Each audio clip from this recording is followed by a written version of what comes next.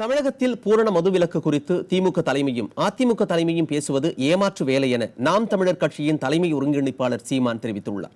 கோவையில் தமது கட்சி சார்பாக போட்டியிடும் வேட்பாளர்களுக்கு ஆதரவாக பரப்புரையில் ஈடுபட்ட அவர் இவ்வாறு கூறியுள்ளார். ஐயா கலைஞர் எவ்வளவு உறுதியா சொல்றாரு, நான் தான் மதுக்கடைகளை மூட முடியும்.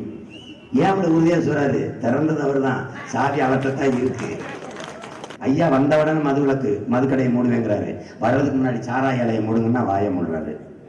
அம்மா படிப்படியாக மூடுவேன், படிப்படியா மூடுங்கம்மா, இல்ல அடியடியா கூட மூடுங்கம்மா, அந்த மிடாஸ் சாராய ஆலையை முதல்ல மூடுங்கம்மா. பேச்சு கிடையாது. இந்த நாட்டை ஆளுகிற ஐயா கலைஞருக்கு பொருளாதார கொள்கை என்ன?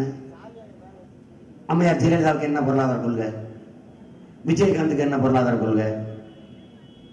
கேளுங்க, பொருளாதார கொள்கை என்ன விஜயகாந்த்னு? பொருளாதாரம்னா அவருக்கு என்ன தெரியும்?